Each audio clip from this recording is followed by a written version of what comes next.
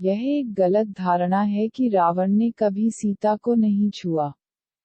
कई कहानियां रावण की जय जयकार करती है क्योंकि सीता के प्रति उनके मन में असीम भक्ति थी। इसलिए उन्होंने सीता को छुआ तक नहीं था। उन्होंने उसे उस भूमि के साथ उठा लिया जिस पर वह खड़ी थी और उसे लंका में भी उसका स्पर्श किए बिना उसका अपहरण कर लिया। इसके अलावा कुछ लोग हैं जो कहते हैं कि उन्होंने सीता को अपने अशोक उद्यान में अत्यंत श्रद्धा और सम्मान के साथ रखा था। लेकिन ऐसे सभी बाद के दिन काल्पनिक कहानियां सच नहीं हैं। वह सभी बुरे इरादों वाला अपराधी था। राम और लक्ष्मण की अनुपस्थिति में सीता को उनकी कुटिया से अगवा करते समय उन्होंने उन्हें अपनी बाईं गोद में रखकर ले गया। रावण उसके साथ बलात्कार का प्रयास नहीं कर सकता था क्योंकि उसे अतीत में एक शाप मिला था जब उसने एक आकाशीय युवती का बलात्कार किया था। वह अभिशाप था। अगर वह कभी एक अनिच्छुक महिला को तबाह करने का प्रयास करता है, तो उसका सिर 1000 टुकड़ों में फट जाएगा। इसलिए अपने स्वयं के जीवन शक्ति के प्यार के लिए उसने सीता पर बलात्कार का प्रयास नहीं किया क्योंकि वह अनिच्छुक थी। उन्होंने सीता को अपने बिस्तर पर आने के लिए राजी करने के लिए कई दृष्टिकोण बनाए थे। उन्होंने उनसे सीधे पूछा, उन्होंने अपनी दानव महिलाओं को भेजा और उन्हें वह प्रस्ताव दिया।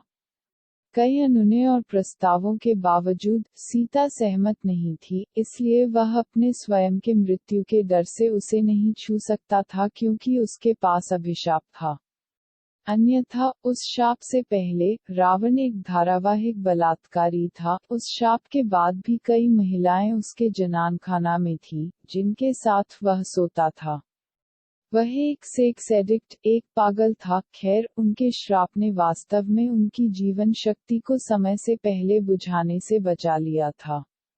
यदि रावण को श्राप नहीं मिला होता और अगर वह सीता के साथ बलात्कार करने की कोशिश करता, तो सीता कोई असहाय महिला नहीं थी।